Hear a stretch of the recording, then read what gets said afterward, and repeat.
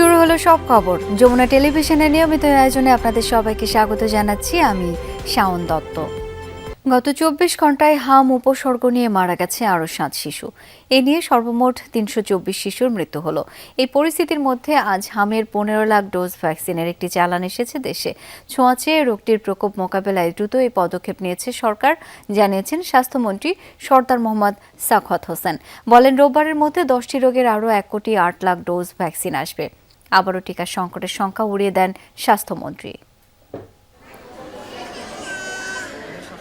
দেশে হাম ও রোগটির উপসর্গ নিয়ে এরই মধ্যে মারা গেছে ৩ শতাধিক শিশু। পরিস্থিতি সামলাতে তড়িঘড়ি পদক্ষেপ নেয় সরকার। সংকট কাটাতে ২৪ দিনের মাথায় হাম রুবেলা সহ ১০ ধরনের ভ্যাকসিন এসেছে দেশে। ইউনিসেফের সহায়তায় বেলা ১১:৩০টায় শাহজালাল আন্তর্জাতিক বিমানবন্দরে পৌঁছায় ভ্যাকসিনের প্রথম চালান। নিজে উপস্থিত থেকে চালান গ্রহণ করেন স্বাস্থ্যমন্ত্রী। জানান, আজ ১৫ লাখ ডোজ হামের টিকা পৌঁছেছে দেশে। রোববারের মধ্যে ১০ ধরনের আরও ১,৮ লাখ ডোজ ভ্যাকসিন আসবে। প্রতিশ্রুতি দেন, ভবিষ্যতে তৈরি হবে না টিকার সংকট। কার্গো থেকে আমাদের টোটাল যে লটটা আমরা রিসিভ করেছি হাম ভ্যাকসিনের ১৫ লাখ ডোজ, ইনশাল্লাহ এই যে শুরু হয়েছে, এখন আমাদের প্রত্যেক সপ্তাহে একটার পর একটা ডেলিভারি আসবে। সুতরাং এই মুহূর্তে আপনাদেরকে আমরা দৃঢ়তার সাথে বলি, ইনশাল্লাহ আমাদের ভ্যাকসিনের কোনো রকম ঘাটতি নেই। চলমান টিকাদান কর্মসূচির সংকট নিরসন করবে এসব ভ্যাকসিন, জানান স্বাস্থ্যমন্ত্রী। তার দাবি, ৯০% বেশি শিশু টিকাদানের আওতায় এসেছে। আগামী কয়েকদিনের মধ্যে বাকিরাও আসবে কর্মসূচির আওতায়। গত মাসের ৪ তারিখ থেকে পর্যায়ক্রমে আমরা এই ভ্যাকসিনেশনটা শুরু করেছিলাম।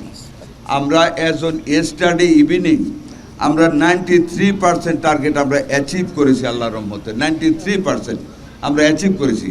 আগামী ২-৪ দিনের ভিতরে আমরা 100% টার্গেট অ্যাচিভ করে ফেলবো ভ্যাকসিনেশনের কাভারেজ হবে। স্বাস্থ্যমন্ত্রী জানান, হামের প্রকোপ বেড়ে যাওয়ায় চালানটি জরুরি ভিত্তিতে আনা হয়েছে। হাম, রুবেলা ও পোলিও ছাড়াও বিসিজি, পেন্টাভ্যালেন্ট, পিসিভি এবং টাইফয়েড ভ্যাকসিনও দেশে পৌঁছেছে। শামীম রেজা, যমুনা নিউজ, ঢাকা। পদ্মা ব্যারেজ প্রকল্পের বিষয়ে খুব শিগগিরই সিদ্ধান্ত নেবে সরকার, জানিয়েছেন পানি সম্পদ মন্ত্রী শহীদউদ্দিন চৌধুরী অ্যানি। বলেন, দ্রুতই একনেকে উপস্থাপন করা হবে প্রকল্পটি। সচিবালয়ে প্রধানমন্ত্রী তারেক রহমানের সাথে বৈঠক শেষে এ তথ্য জানান তিনি। বলেন, ১৮০ দিনের করণীয় নিয়ে আলোচনা হয়েছে প্রধানমন্ত্রীর সাথে, যেখানে তিস্তা মহাপরিকল্পনা নিয়েও প্রাথমিক আলোচনা হয়। পানি সম্পদ মন্ত্রী আরও জানান, খাল খনন কর্মসূচি সহ জনসভায় যোগ দিতে ১৬ মে চাঁদপুর ও ২৫ মে ফেনী যাবেন প্রধানমন্ত্রী।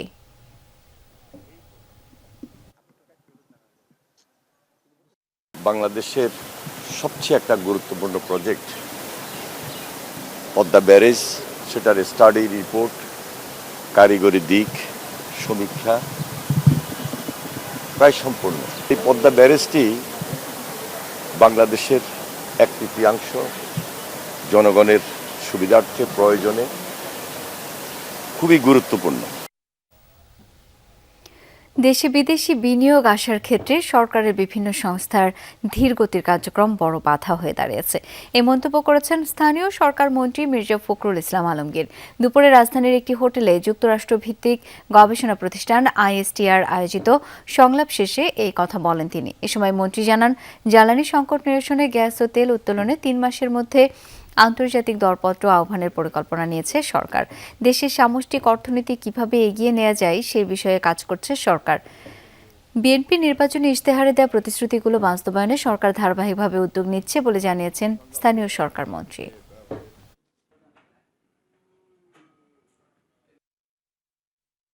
এই বিনিয়োগের ব্যাপারে সবচেয়ে বড় যে বাধাটা হয়ে দাঁড়িয়েছে তাদের মতে, তারা বলছেন যে এখানে আমাদের যে এজেন্সিগুলো আছে, সরকারের এজেন্সিগুলো যেগুলো আছে, সেই এজেন্সিগুলো খুব স্লো, ধীর গতিতে চলে। তারা যে গতিতে তারা এটার সমাধান করতে চায় তাদের একটা বিনিয়োগ ইস্যুকে, সেখানে তারা যথেষ্ট সেখানে একটা নেগেটিভ অবস্থা তৈরি, হতাশ হয়ে যায়, এবং এটা একটা অন্যতম প্রধান একটা সমস্যা। যুক্তরাষ্ট্র ইরান যুদ্ধ শুরুর পর প্রথমবারের মতো অপরিশোধিত তেলের চালান এলো বাংলাদেশে। সৌদি আরব থেকে আনা 1 লাখ টন তেল নিয়ে জাহাজটি দুপুরে কুতুবদিয়া পৌঁছে। ফলে তেল সংকটে বন্ধ হয়ে যাওয়া ইস্টার্ন রিফাইনারিতে আবার পরিশোধন কার্যক্রম শুরু হচ্ছে 8 মে থেকে। বুধবার বেলা 12টার দিকে কুতুবদিয়া চ্যানেলে পৌঁছায় মার্শাল আইল্যান্ডের পতাকাবাহী জাহাজ এমটি নিমেনিয়া। জাহাজটিতে আছে সৌদি আরব থেকে আনা 1 লাখ টন অপরিশোধিত তেল তথা ক্রুড অয়েল। ইরান যুদ্ধের জেরে গত 18 ফেব্রুয়ারির পর ক্রুড অয়েলের আর কোনো চালান আসেনি। ফলে দেশের একমাত্র রাষ্ট্রীয় জ্বালানি তেল পরিশোধন প্রতিষ্ঠান ইস্টার্ন রিফাইনারিতে 14 এপ্রিল থেকে উৎপাদন কার্যক্রম প্রায় বন্ধ হয়ে যায়। নতুন চালান আসায় 8 মে থেকে পুরোদমে উৎপাদন শুরুর আশা বিপিসির। টার্গেট দিয়েছি 8 তারিখে, আজকে তো হলো 6, 2 দিন তাদের প্রস্তুতিমূলক এবং ওই যে র ম্যাটেরিয়ালটা আসবে তাদের এখানে, আমরা বলেছি 8 তারিখ থেকে চালু করতে। হরমুজ প্রণালী ঘিরে সংকট সৃষ্টি হলে বিকল্প দেশ থেকে এবং বিকল্প পথে তেল আনার পরিকল্পনার কথা জানান বিপিসি চেয়ারম্যান। যে কোনো ফুয়েলের ক্ষেত্রে সম্ভাব্য যত রকমের বিকল্প এবং বিকল্প সোর্স আছে সেগুলির ব্যাপারে কাজ করছি। জাহাজ ঠিক করার জন্য আমাদের বিএসসিকে আমরা বলেছি। অন্তত 3 মাসের জ্বালানি মজুদ রাখতে চায় বিপিসি। এজন্য আরব আমিরাত থেকে 1 লাখ টন ক্রুড অয়েলের আরও একটি চালান 1 সপ্তাহের মধ্যে দেশে আসার কথা। শহীদুল সুমন, যমুনা নিউজ, চট্টগ্রাম। দর্শক, এই বিষয়ে আরও জানবো। এখন যুক্ত হচ্ছেন সহকর্মী জোবায়ের রিফাত। রিফাত, অপরিশোধিত তেলের একটি চালান তো পৌঁছলো, মজুদ বাড়ানোর বিষয়ে বিপিসি কি বলছে?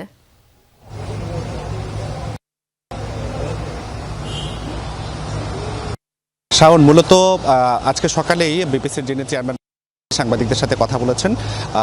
আপনার যে প্রশ্নটি সক্ষমতা বাড়ানোর যে বিষয়টি, সেই বিষয়ে মূলত তিনি করেছেন এবং তিনি যেটি বলেছেন যে যেহেতু সংকটকালীন সময়টিতে স্বাভাবিকভাবেই একেবারে সংকট, সেই সংকটময় মুহূর্ত পার করেছে পুরো বাংলাদেশ এবং আমরা দেখেছি দেশের একমাত্র অপরিশোধিত তেলের যেই পরিশোধন কার্যক্রম পরিচালনা করে থাকে ইস্টার্ন রিফাইনারি, সেই ইস্টার্ন রিফাইনারিতে কিন্তু আজকে মূলত একটি বড় খবর এবং স্বস্তির খবর এসেছে। সেটি হলো এমটি নিমেনিয়া নামের যে জাহাজটি, সেটি দেশের জলসীমায় এসে পড়তেছে এবং 14.1 মিটার ড্রাফটের যে জাহাজটি, সেটি সরাসরি যেহেতু বন্দরে ভেড়ানোর তেমন কোনো সুযোগ নেই, সেক্ষেত্রে লাইটারিং জাহাজের মাধ্যমে তেলগুলো খালাস করে পরবর্তীতে ইস্টার্ন রিফাইনারিতে নিয়ে যাওয়া হবে এবং ইস্টার্ন রিফাইনারিতে নিয়ে যাওয়ার পরে সেগুলোর যে পরিশোধন কার্যক্রম সেটি আসলে শুরু হবে। কর্মকর্তারা যেমনটি বলেছেন যে 8 মে থেকে মূলত আনুষ্ঠানিকভাবে ইস্টার্ন রিফাইনারি যে প্রায় বন্ধ হয়ে যাওয়ার যে উপক্রম হয়েছিল এবং প্রায় বন্ধ ছিল, সেটি আসলে পুনরায় তারা কার্যক্রমে ফিরছেন, তেমনটি আসলে বিপিসি কর্মকর্তারা জানিয়েছেন। আর সক্ষমতা বাড়ানোর বিষয়ে কিন্তু বিপিসি কর্মকর্তারা এবং বিপিসির যিনি চেয়ারম্যান রয়েছেন তিনি যেমনটি বলছিলেন যে তারা ইতিমধ্যে কিভাবে সক্ষমতা বাড়ানো যায়, এই ধরনের সংকটকালীন মুহূর্তে যাতে কোনোভাবে সক্ষমতা বাড়ানো যায়, এই ধরনের সংকট মুহূর্তে যাতে কোনোভাবেই কার্যক্রম সেটি যাতে বন্ধ না হয়ে যায়, সেক্ষেত্রে আসলে তিনি বাড়ানোর যে বিষয়টি সেটির উপর জোর দিয়েছেন।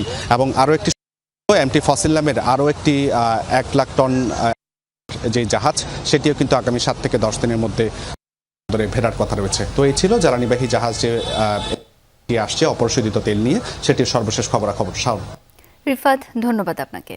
কোরবানির পশুর হাট ঘিরে চাঁদাবাজি হলে কঠোর ব্যবস্থা নেয়ার হুঁশিয়ারি দিয়েছেন স্থানীয় সরকার, পল্লী উন্নয়ন ও সমবায় প্রতিমন্ত্রী মীর শাহে আলম। তার দাবি, অতীতে বিনা ভোট এবং অসাংবিধানিকভাবে গঠিত সরকারের সময় সড়কে চাঁদাবাজির অভিযোগ ছিল।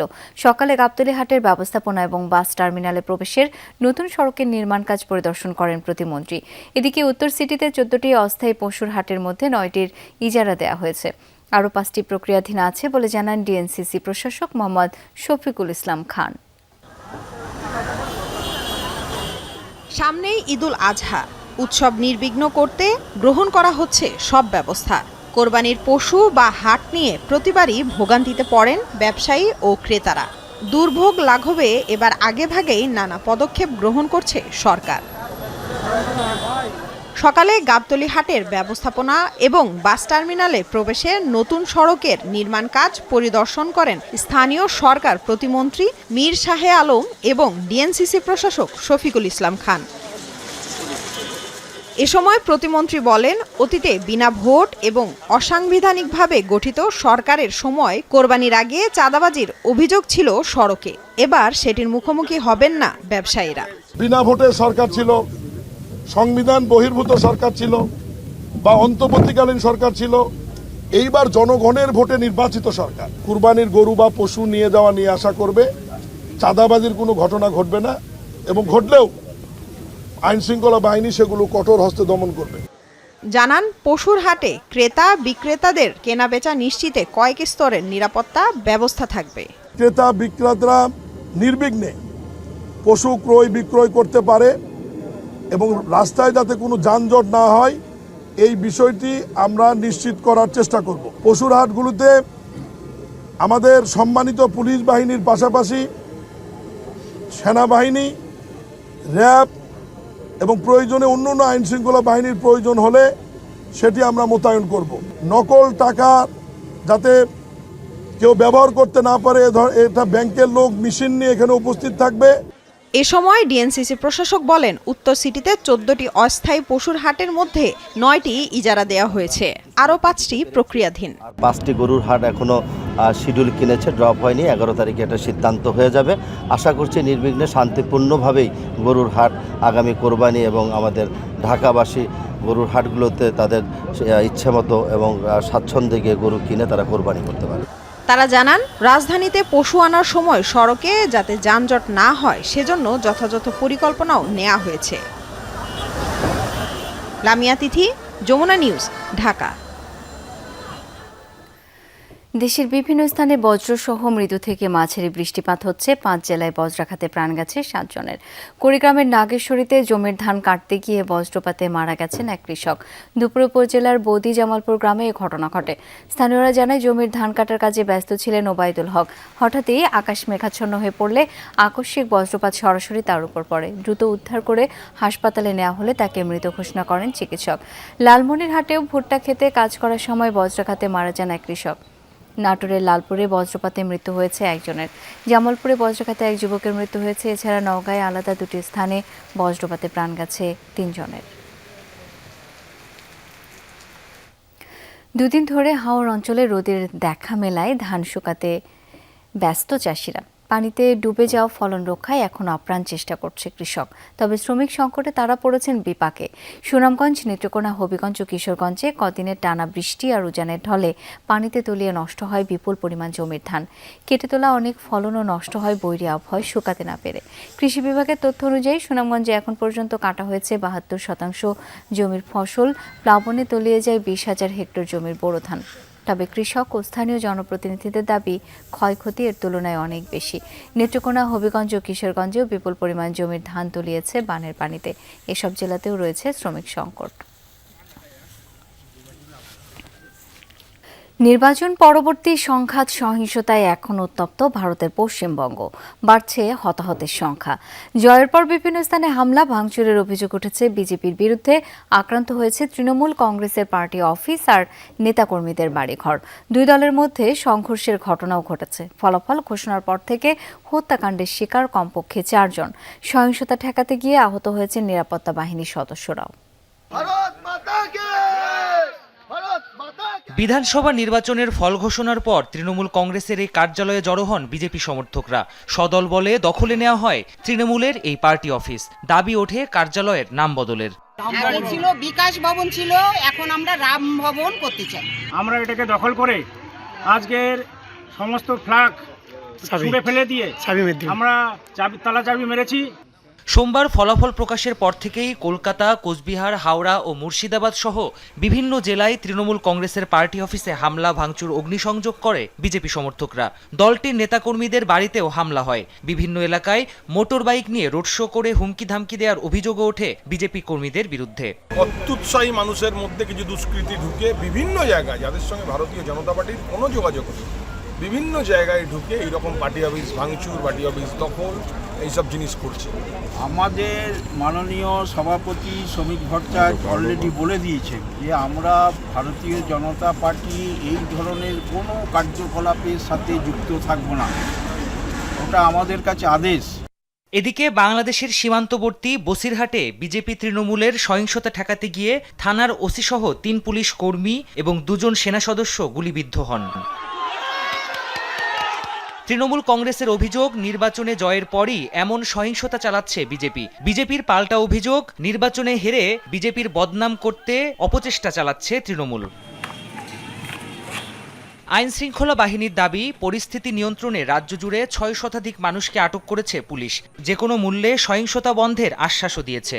আমি সবাইকে আপিল করব যে আপনারা শান্তি ব্যবস্থা বুঝিয়ে রাখবেন এবং রিউমার মঙ্গলিং হবে, বিভিন্ন রকম গল্প গুজব উঠবে, ওগুলো কান দেবেন না। যদি কোনো সমস্যা হয় আপনি পুলিশকে যেরকম ভোটের দিন আমরা অনেক কল পেয়েছি ওই রকমই কল করবেন। নির্বাচন পরবর্তী সহিংসতায় বিজেপি তৃণমূল উভয় দলের একাধিক কর্মী নিহতের খবর সামনে এসেছে। 24 ঘন্টায় কলকাতাতেই হত্যাকাণ্ডের শিকার কমপক্ষে 4 জন। প্রাণপ্রতিম কুণ্ডু, যমুনা নিউজ।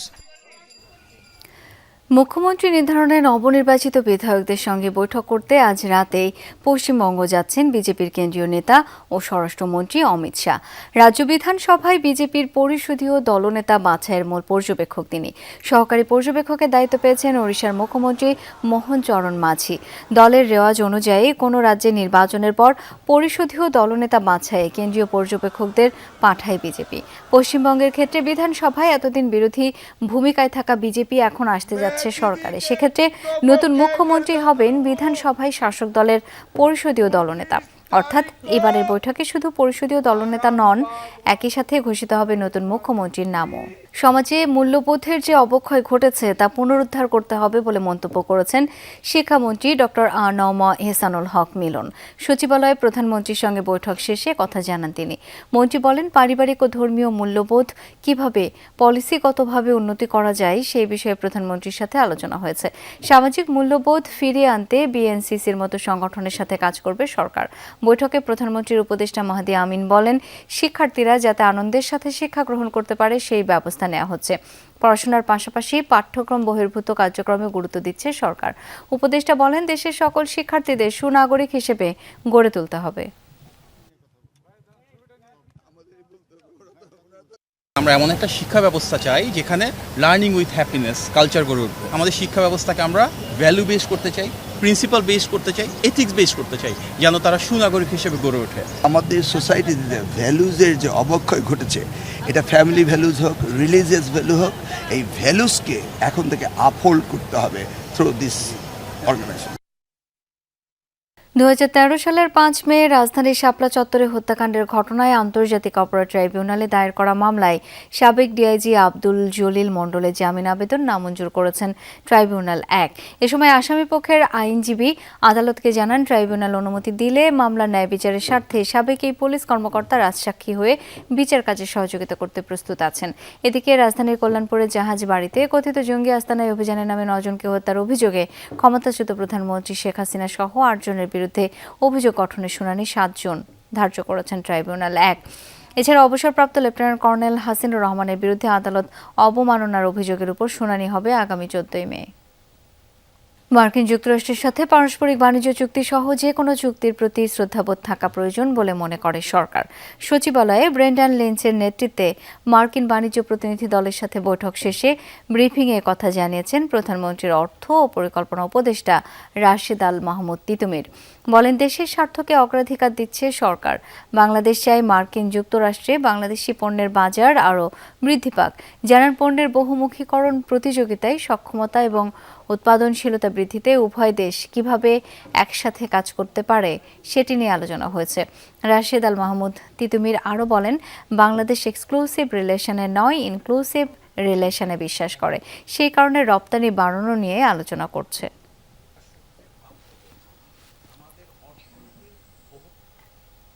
আমরা চুক্তির প্রতি শ্রদ্ধাশীল, সাথে সাথে আমরা মনে করি বহুমুখীকরণ করা দরকার, উৎপাদন সক্ষমতা বাড়ানো দরকার এবং উৎপাদনশীলতা বাড়ানো দরকার।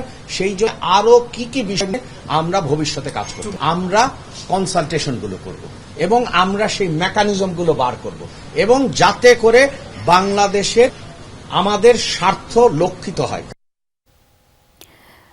বাংলাদেশের সাথে মুক্ত বাণিজ্য চুক্তি নিয়ে আলোচনায় আগ্রহী ইউরোপীয় ইউনিয়ন, তবে তার আগে এলডিসি গ্র্যাজুয়েশন পরবর্তী বিনিয়োগ পরিকল্পনা জানা জরুরি, এমন মন্তব্য করেছেন বাংলাদেশে নিযুক্ত ইইউ রাষ্ট্রদূত মাইকেল মিলার। সকালে বিজিএমইএ এর এক সেমিনারে যোগ দেন তিনি। জবাবে বাণিজ্যমন্ত্রী বলেন, লজিস্টিক ও বন্দর সেবা বাড়াতে কাজ করছে সরকার। স্বল্পোন্নত দেশ বা এলডিসি হিসেবে গত 2 দশকে ইউরোপের বাজারে দাপট দেখিয়েছে বাংলাদেশ। 2010 সালে যেখানে মার্কেট শেয়ার ছিল মাত্র 7%, সেটা এখন উঠে এসেছে 21 ভাগে। পেছনে পড়েছে চীন। তবে এলডিসি উত্তরণে আলোচনা শুরুর পর অঞ্চলটিতে রপ্তানি নিয়ে দুশ্চিন্তায় পড়ে বাংলাদেশ, কেননা এর পর দিতে হবে বাড়তি শুল্ক। টেনশন আরও বাড়ায় প্রতিবেশী ভারতের সাথে ইউরোপের এফটিএ। যদিও গেল মাসে বাংলাদেশের সাথে সই হওয়া পার্টনারশিপ অ্যান্ড কোঅপারেশন চুক্তি পিসিএ বলছে বাণিজ্যের সম্ভাবনা এখনো হারিয়ে যায়নি। বুধবার সকালে সার্কুলার ইকোনমি নিয়ে বিজিএমইএ আয়োজিত সেমিনারে এসব আলোচনা উঠে আসে। সংগঠনের সভাপতি বলেন, পোশাক খাতে একই ফ্যাব্রিক ও বর্জ্য রিসাইকেল করে পুনরায় ব্যবহারের কথা বলা হচ্ছে, কিন্তু দেশে এটি নিয়ে কোনো নীতিমালা নেই।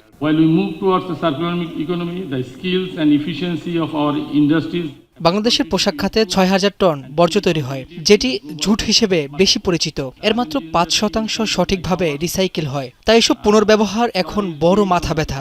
এলডিসি উত্তরণের আগে এসব ইস্যুতে সঠিক সিদ্ধান্ত দরকার, কেননা বিদেশি ক্রেতারা বারবার পরিবেশ বান্ধব হবার তাগিদ দিচ্ছে।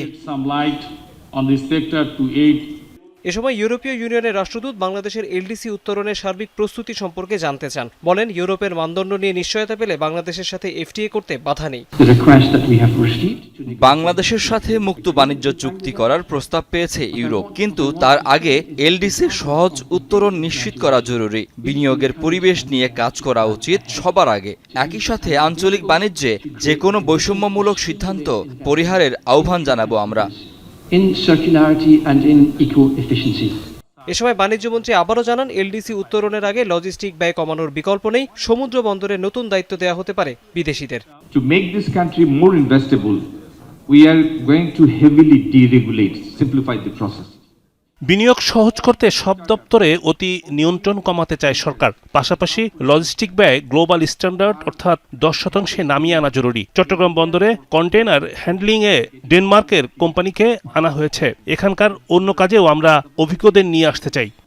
25-26 different bodies. গেল বছর ইউরোপে প্রায় $21 বিলিয়ন পণ্য রপ্তানি করেছে Bangladesh. Logistic to GDP ratio. Tauhid Hossain, Jamuna news, Dhaka. বন্ধ কারখানা চালু করার উদ্যোগ নিচ্ছে সরকার। এজন্য গঠন করা হচ্ছে বড় অঙ্কের পুনঃ অর্থায়ন তহবিল, যার সম্ভাব্য আকার হতে পারে 40,000 কোটি টাকা। এই অর্থ ব্যবহারের নীতিমালা করছে বাংলাদেশ ব্যাংক। সংগ্রহ করা হচ্ছে বন্ধ কারখানার তালিকাও। নিয়ন্ত্রক সংস্থা বলছে, সমস্যার ধরন বিবেচনায় নেওয়া হবে উদ্যোগ। তবে টাকা দেওয়ার আগে গ্রাহকের অতীত ইতিহাস এবং কারখানার সম্ভাবনা বিবেচনায় নেয়ার পরামর্শ দিয়েছেন ব্যাংকার ও বিশ্লেষকরা। ডয়েচল্যান্ড অ্যাপারেল রাজধানীর উপকণ্ঠের এই পোশাক কারখানাটি প্রায় 2 বছর ধরে বন্ধ। চালু অবস্থায় কাজ করত 1800 শ্রমিক কর্মচারী। মাসে রপ্তানি আয় আসত 15 কোটি টাকা। কারখানার মালিক আরিফুর রহমানের অভিযোগ, প্রিমিয়ার ব্যাংকের জালিয়াতি এবং অসহযোগিতার কারণে কারখানাটি আর চালাতে পারেননি তিনি। সবকিছু করে আমাদের মতো করে আমরা চেক করে দেখছি, আমাদের লোন হয় 16 থেকে 17 কোটি টাকা। ব্যাংক আমার কাছে এই মুহূর্তে পায় আমার গার্মেন্টসের, আর ডাইংয়ে পায় 12 কোটি টাকার মতো, 11-12 কোটি টাকার মতো। এটাই হচ্ছে আমার লোন। কিন্তু তারা আমাকে 500 কোটি 600 কোটি টাকা তারা কই থেকে বলতেছে আমি এটা জানি না। এখন আমরা তো সাফারার, এবং এই জন্য আমার ফ্যাক্টরি প্রায় 2 বছর থেকে প্রায় বন্ধ। ওয়েস্ট অ্যাপারেলেরও একই অবস্থা। বলা হচ্ছে, জালিয়াতির মাধ্যমে উদ্যোক্তার ঘাড়ে চাপিয়ে দেওয়া হয় বিশাল অঙ্কের ঋণ, পরে বন্ধ করে দেওয়া হয় ব্যাক টু ব্যাক এলসি। একই কারণে বন্ধ আরও বেশ কয়েকটি কারখানা। আমাকে ফোর্সলি বলা হয়েছিল এই রিশিডিউল মেনে নেওয়ার জন্য, এই লায়াবিলিটি মেনে।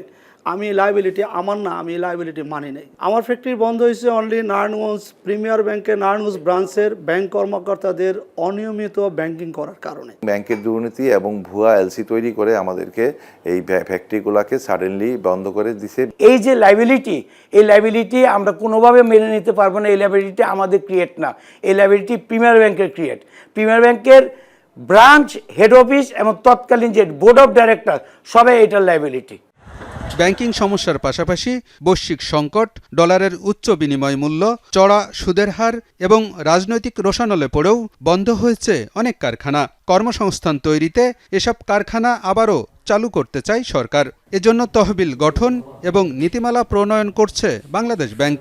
চলছে তালিকা সংগ্রহ করে সমস্যা চিহ্নিত করার কাজও। সবগুলোই কালেক্ট করছি যে কোন ফ্যাক্টরি কী কারণে বন্ধ অবস্থায় আছে, তারপর সেগুলি অ্যানালাইসিস করে সরকারের সাথে বসে একটা সিদ্ধান্ত নেওয়া হবে যে কী ধরনের নীতিগত বা আর্থিক সুবিধা দিলে এই বন্ধ কলকারখানাগুলো আবার পূর্ণতভাবে চলতে পারবে।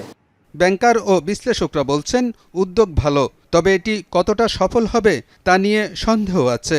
সব কারখানা অর্থের অভাবে বন্ধ হয়নি। অনেক উদ্যোক্তা কারখানার নামে ঋণ নিয়ে অন্যত্র সরিয়ে নিয়েছে। পাচারের অভিযোগও আছে অনেকের বিরুদ্ধে। তাই টাকা দেওয়ার আগে সম্ভাবনা যাচাই করে দেখার পরামর্শ তাদের। ব্যবসা বন্ধ হয়েছে সত্যি, তার মধ্যে কেউ কেউ হয়তো অর্থের অভাবে বন্ধ হয়েছে, ব্যবসা দক্ষতার সাথে চালাতে পারছে না। আবার কেউ কেউ রাজনৈতিক প্রভাবে ব্যবসা করতো, সেই রাজনৈতিক প্রভাব আর নাই, এটাও সত্যি। এই বন্ধ কারখানা চালু করার, রিস্টার্ট করার ফান্ডটা সত্যিকার অর্থে জেনুইন এন্টারপ্রেনার, রেপুটেড এন্টারপ্রেনার, কোনো ধরনের ব্যাড ট্র্যাক রেকর্ড নাই, উইলফুল ডিফল্ট নাই, এবং সত্যিকার অর্থে শুধু ফান্ডের অভাবে বন্ধ হয়ে গেছিল বা কনসেশনাল ফান্ডের অভাবে বন্ধ হয়ে গেছিল, তাদের দিকে যদি ডাইরেক্ট করা হয় আমার মনে হয় এটা ভালো সুফল দিতে পারে। মেশিনারি কি অবস্থায় আছে, এগুলোর আমার আপগ্রেডেশন লাগবে কি না, আর সেই আন্ডারস্ট্যান্ডিং তো আমাদের অনেকের নাই। সো আমাদের we have to possibly appoint a consultant to assess the condition of the factories before it gets open. এই বেশ কতগুলো স্টেপ আছে, সো আজকে বললে কিন্তু কালকে আমি রিওপেন করতে পারবো না। বন্ধ কারখানা চালুর উদ্যোগের সুফল যেন শুধু প্রভাবশালীরা না পেয়ে প্রকৃত ক্ষতিগ্রস্তরা পায়, তাও নিশ্চিত করার পরামর্শ অর্থনীতিবিদদের। আলমগীর হোসেন, যমুনা নিউজ, ঢাকা। নেত্রকোনার মদনে 11 বছর বয়সী মাদ্রাসা ছাত্রীকে ধর্ষণ এবং অন্তঃসত্ত্বা হয়ে পড়ার মামলায় অভিযুক্ত মাদ্রাসার শিক্ষককে গ্রেপ্তার করেছে র্যাব। দুপুরে ব্রিফিংয়ে র্যাব 14 সিও নয়মুল হাসান জানান, ভোরে ময়মনসিংহের গৌরীপুরের সোনামপুর এলাকা থেকে আমানুল্লাহ সাগরকে গ্রেপ্তার করা হয়। আইনগত প্রক্রিয়া শেষে তাকে নেত্রকোনা থানা পুলিশের কাছে হস্তান্তর করা হবে। ভিকটিমের পরিবারের অভিযোগ, কওমি মাদ্রাসাটির পরিচালক ও শিক্ষক সাগর গত বছরের নভেম্বরে শিশুটিকে ধর্ষণ করে। শারীরিক পরিবর্তন দেখে পরিবারের সন্দেহ হলে বিষয়টি জানাজানি হয়। পরীক্ষা নিরীক্ষার পর চিকিৎসক জানান মেয়েটি অন্তঃসত্ত্বা। 23 এপ্রিল মামলা করে পরিবার। পলাতক থাকা অবস্থায় ফেসবুক লাইভে অভিযুক্ত শিক্ষক নিজেকে নির্দোষ দাবি করেন। ডিএনএ পরীক্ষার দাবিও জানান তিনি। শিশুটি নানা বাড়িতে থেকে মাদ্রাসায় লেখাপড়া করত। ভোর আনুমানিক 4:15 ঘটিকায় ময়মনসিংহ জেলার গৌরীপুর থানার সোনামপুর এলাকা থেকে অভিযুক্ত আমানুল্লাহ মাহমুদ আরাফি ওরফে সাগরকে গ্রেপ্তার করতে সক্ষম হয়। পরবর্তী আইনানুগ ব্যবস্থা প্রক্রিয়াধীন রয়েছে। এদিকে নেত্রকোনার কলমাকান্দায় নিখোঁজের 2 দিন পর ধানক্ষেত থেকে মিলেছে শিশুর ক্ষতবিক্ষত মরদেহ। পুলিশ জানায়, জাউশি গ্রামের আরশাদ মিয়ার 6 বছর বয়সী মেয়ে জান্নাত সোমবার নিখোঁজ হয়। পরে পরিবার থানায় জিডি করে। সকালে হুগলি গ্রামে ধান কাটতে গিয়ে একটি জমিতে শিশুর মরদেহ দেখতে পান শ্রমিকরা। খবর পেয়ে ঘটনাস্থলে গিয়ে পরিচয় শনাক্ত করে জান্নাতের পরিবার। শিশুটির মুখ গামছা দিয়ে বাঁধা অবস্থায় ছিল। মরদেহ ময়নাতদন্তের জন্য হাসপাতালে পাঠিয়েছে পুলিশ। কে বা কারা শিশুটিকে হত্যা করেছে সেই সম্পর্কে স্বজন কিংবা পুলিশ এখনও নিশ্চিত নয়। একীভূত 5 ব্যাংকের বিভিন্ন শাখায় তালা দেওয়ার পর এবার চট্টগ্রামে বাংলাদেশ ব্যাংকের আঞ্চলিক কার্যালয়ের সামনে বিক্ষোভ করেছেন আমানতকারীরা। শুরুতে পুলিশের বাধায় উত্তেজনা সৃষ্টি হলেও পরে শান্তিপূর্ণভাবে অবস্থান কর্মসূচি পালন করেন তারা। হেয়ার কাট বাতিল, সঞ্চিত আমানত ফেরত এবং লেনদেন স্বাভাবিক না করলে আরও কঠোর কর্মসূচির হুঁশিয়ারি দেন ক্ষুব্ধ গ্রাহকরা। সকালে নিউ মার্কেট থেকে বিক্ষোভ মিছিল নিয়ে বাংলাদেশ ব্যাংক কার্যালয়ের দিকে যেতে চাইলে এভাবেই পুলিশি বাধার মুখে পড়েন একীভূত 5 ব্যাংকের আমানতকারীরা। প্রথমে বাধা দিলেও পরে কর্মসূচি পালন করতে দেয় আইনশৃঙ্খলা রক্ষাকারী বাহিনী। এ সময় আন্দোলনরতরা তাদের আমানত ফেরত দেওয়ার এবং হেয়ার কাট বাতিলের দাবি জানান। পাশাপাশি লেনদেন স্বাভাবিক করা এবং গ্রাহক হয়রানি বন্ধের আহ্বান জানান। আমরা কষ্টার্জিত টাকা ব্যাংকের কাজকে আমরা পথে পথে রাস্তায় টাকার কারণে টাকা দিতে পারছি না, এই জন্য কোনো কাজ হচ্ছে না, সব বন্ধ। যে হেয়ার কাটটা আমাদের উপর আরোপ করেছে, এটার জন্য আমাদের জীবন অনেক কষ্টদায়ক হয়ে গেছে। এরা আমাদেরকে টাকা দিয়ে 2000 1000 আমাদের ব্যাংকে আমাদেরকে টাকা দিচ্ছে না। আমার বৃদ্ধ মাস চিকিৎসা করাইতে পারতেছি না। ওপেন হার্ট করা, দেখেন আমার 2টা রিং লাগানো, আমার এখানে হিপ রিপ্লেসমেন্ট করা, আমার চিকিৎসা চলতেছে না। পরে আঞ্চলিক পরিচালকের মাধ্যমে বাংলাদেশ ব্যাংকের গভর্নর বরাবর স্মারকলিপি দেয় আমানতকারীরা। দাবি আদায় না হলে আরও কঠোর কর্মসূচির হুঁশিয়ারি দেন। বাংলাদেশের সবগুলো যদি একসাথে আন্দোলনে যদি আসে তাহলে দেশের পরিস্থিতি কি হবে আপনারা একটু বুঝতে পারছেন। আমাদের হকের জন্য আমরা যেটা করার দরকার আমরা সেটা করব। দাবি না আদায় না হলে আমাদেরকে বৃহত্তর কর্মসূচি বৃহত্তর আন্দোলনে যেতে হবে, কোনো উপায় নাই। আন্দোলন তীব্র বাড়তে যাবে, আমরা প্রয়োজন হলে শহীদ হয়ে যাব। বিক্ষোভের সময় বাংলাদেশ ব্যাংকের সামনে অতিরিক্ত পুলিশ মোতায়েন করা হয়। টাকার দাবিতে তারা আন্দোলন করতেছে, তারা শান্তিপূর্ণ অবস্থানে আছে, আমরাও শান্তিপূর্ণ অবস্থানে আছি, আইন শৃঙ্খলা পরিস্থিতি স্বাভাবিক আছে। এর আগে গত রোববার ও সোমবার একীভূত হওয়া 5 ব্যাংকের খাতুনগঞ্জ ও আগ্রাবাদ শাখায় বিক্ষোভ করে তালা মেরে দেয় বিক্ষুব্ধ আমানতকারীরা। শহীদুল সুমন, যমুনা নিউজ, চট্টগ্রাম। আমানতকারীদের আটকে থাকা অর্থ দ্রুত ফেরতের দাবিতে বাংলাদেশ ব্যাংকের গভর্নরের কাছে স্মারকলিপি দিয়েছে 6টি এনবিএফআই আমানতকারীদের অর্থ উদ্ধার জোট। দুপুরে মতিঝিলে বাংলাদেশ ব্যাংকের সামনের সড়কে শত শত ভুক্তভোগী মানববন্ধন করেন। জানান 6টি নন ব্যাংকিং আর্থিক প্রতিষ্ঠানে আটকা 12,000-এর বেশি আমানতকারীর অর্থ প্রায় 7 বছর ধরে ফেরত পাওয়া যাচ্ছে না। এতে তারা চরম আর্থিক ও মানবিক সংকটে পড়েছেন। অনেকেই ক্যান্সার, কিডনি ও হৃদরোগ সহ নানা জটিল রোগে আক্রান্ত, বঞ্চিত হচ্ছেন চিকিৎসা থেকে। বিক্ষোভকারীদের দাবি, আর্থিক সংকটে কয়েকজন আমানতকারীর মৃত্যুও হয়েছে। কেন্দ্রীয় ব্যাংকের দ্রুত ও কার্যকর পদক্ষেপের মাধ্যমে দীর্ঘমেয়াদী সমস্যার সমাধানের আশা প্রকাশ করেন আমানতকারীরা। পর্যাপ্ত অর্থের অভাবে অনেকেই প্রয়োজনীয় চিকিৎসা গ্রহণ করতে পারছেন না। দুঃখজনকভাবে চিকিৎসার অভাবে ইতিমধ্যে একাধিক আমানতকারী মৃত্যুবরণ করেছেন। এইগুলো ধরেন বাংলাদেশ ব্যাংকের সম্পূর্ণ দায়ী না। তারা যদি আমাদের বলতো ওই সময় যে তোমরা এখানে টাকা রেখো না কিংবা সার্কুলার দিত, তাহলে আমরা রাখতাম না। কিন্তু তারা এটা কোনো আমাদের কোনো সতর্ক করে নাই, কোনো রকম বলে নাই, কোনো সার্কুলার দেয় নাই। হামের টিকা ক্রয় নিয়ে অন্তর্বর্তী সরকারের ভুল সিদ্ধান্তের কারণে 300-র বেশি শিশুর মৃত্যু হয়েছে। এই সংকট মোকাবেলায় সরকারকে দ্রুত জরুরি ব্যবস্থা নেওয়ার পাশাপাশি অন্তর্বর্তী সরকারের দায়িত্বশীলদেরও বিচারের আওতায় আনার দাবি উঠেছে।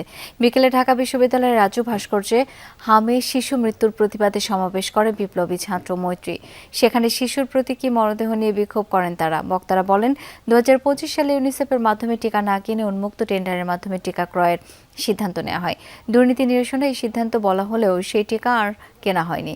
বক্তাদের দাবি, দ্রুততম সময়ের মধ্যে হাম নিয়ে জরুরি অবস্থা ঘোষণা করে অস্থায়ী হাসপাতাল নির্মাণ করতে হবে। শঙ্কা তা না হলে করোনার মতো ভয়াবহ রূপ ধারণ করতে পারে হাম পরিস্থিতি। পথচারীদের কাছে মূর্তিমান আতঙ্কের নাম রাজধানীর খিলক্ষেত ফুট ওভারব্রিজ। দীর্ঘ অবহেলা আর রক্ষণাবেক্ষণের অভাবে ব্রিজটি পরিণত হয়েছে মৃত্যু ফাঁদে। মাঝে নামমাত্র সংস্কার হলেও নড়বড়ে কাঠামো আর ভাঙা ছাদ নিয়েই এটি টিকে আছে। তাই ঝুঁকিপূর্ণ ফুট ওভারব্রিজটি দ্রুত সংস্কারের দাবি উঠেছে।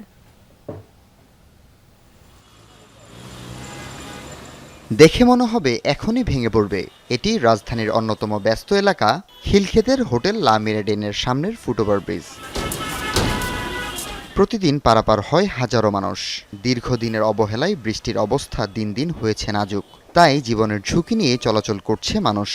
এখানে এসে প্রথম যখন উঠি মনে হয় যে ব্রিজটা ভেঙে যাবে এমন অবস্থা, আর বৃষ্টির মধ্যে তো ওঠাই যায় না। উপর থেকে পানি পড়ে, আমরা দিক দিয়ে যাওয়ার সময় ঠাস ঠাস শব্দ হয়। এখন নাউডেজ একেবারেই অবস্থা খারাপ, যে কোনো সময় দুর্ঘটনা করতে পারে, যে কোনো সময়। তো সরকারের কাছে আমার একটা আবেদন, সরকারের দৃষ্টি আকর্ষণ করছে এটা খুবই তাড়াতাড়ি দ্রুত অবস্থা ঠিক করে দেয়। বৃষ্টি বললে আমাদের হাঁটা যাওয়া মুশকিল, এখানে হয়ে যায় স্লিপ। মনে করেন বিদ্যালয়ের যারা যায় মনে করেন আমাদের হাত থেকে ধরে নিয়ে যেতে হয়। ক্ষোভের শেষ নেই ফুটওভার ব্রিজ ব্যবহারকারীদের। এমন ব্যস্ত সড়কের উপর কিভাবে এতদিন এমন অবস্থায় পড়ে আছে এটি, তা নিয়েই বিস্মিত সবাই। রেগুলারলি আমি এই ফুটওভার ব্রিজে পার হই। এটা অলমোস্ট উপরে যে আপনার চেকার প্লেটটা আছে অলরেডি মেনি প্লেসেস এটা ব্রোকেন হয়ে গেছে। আমি মনে করি যে কাজটা খুব দ্রুত করা উচিত, সংস্কার করা উচিত। আপনার ব্রিজের উপর দিকে দেখেন ছাউনি পুরোটা নষ্ট হয়ে গেছে। এটা ভাঙছে, বড় একটা গাড়ি যেতেছিল লরি, ওইটা লাগছে লাগা পরে ভেঙে গেছে। ব্রিজ মেরামত ও দেখভালের দায় নিয়ে কর্তৃপক্ষের ঠেলাঠেলিতে জীবন শঙ্কায় সাধারণ মানুষের। তাই দ্রুত ঝুঁকিপূর্ণ বৃষ্টি সংস্কারের দাবি তাদের। হাসিবুল করিম বিজয়, যমুনা নিউজ, ঢাকা। সড়ক নির্মাণের কারিগরি বিশেষজ্ঞদের দুর্নীতি করার সুযোগ বেশি, তাই জবাবদিহিতা নিশ্চিত করার বিকল্প নেই। একথা বলেছেন রাজউক চেয়ারম্যান ও আইবি প্রেসিডেন্ট প্রকৌশলী মোহাম্মদ রিয়াজুল ইসলাম। দুপুরে ইঞ্জিনিয়ার্স ইনস্টিটিউশন বাংলাদেশ আইবির ৭৮তম প্রতিষ্ঠাবার্ষিকী উপলক্ষে ইলেকট্রনিক ও প্রিন্ট মিডিয়ার সম্পাদকদের সাথে মতবিনিময় সভায় কথা জানান তিনি। বলেন, ইঞ্জিনিয়ার, নন ইঞ্জিনিয়ার যে কেউই দুর্নীতি করতে পারে, যারাই দুর্নীতি করবে তাদেরই আইনের আওতায় আনতে হবে। এছাড়া দুর্নীতি বন্ধ করা কঠিন। সরকার নিজ দলের কারো আবদার রাখতে চায় না বলেও জানান রাজউক চেয়ারম্যান। বলেন, পর্যায়ক্রমে সকল প্রতিষ্ঠানের জবাবদিহিতা নিশ্চিত করা হচ্ছে। সিরাজগঞ্জে ব্যাংক ও ফাইন্যান্স কোম্পানির কর্মকর্তাদের সক্ষমতা বৃদ্ধির লক্ষ্যে কর্মশালা অনুষ্ঠিত হয়েছে। সকালে শহরের অফিসার্স ক্লাবের হলরুমে জেলার ব্যাংকগুলোর সহযোগিতায় এই কর্মশালা অনুষ্ঠিত হয়। এ সময় কর্মকর্তারা বলেন, কৃষি ও তাঁত শিল্পে সহজ শর্তে ঋণ দিতে প্রস্তুত তারা। পরে তা পর্যায়ক্রমে মনিটরিং করা হবে বলেও জানানো হয় কর্মশালায়। বাংলাদেশ ব্যাংক ও বগুড়ার নির্বাহী পরিচালক মোহাম্মদ সাখাওয়াত হোসেনের সভাপতিত্বে কর্মশালায় প্রধান অতিথি ছিলেন বাংলাদেশ ব্যাংক বগুড়ার অতিরিক্ত পরিচালক মোহাম্মদ আতিকুর রহমান। ছিলেন Sirajganj chamber of commerce and ইন্ডাস্ট্রির প্রেসিডেন্ট মোহাম্মদ সাইদুর রহমান বাচ্চু সহ বিভিন্ন ব্যাংকের কর্মকর্তারাও। এই ছিল সব খবরের আজকের আয়োজনে। ধন্যবাদ এতক্ষণ সাথে থাকার জন্য।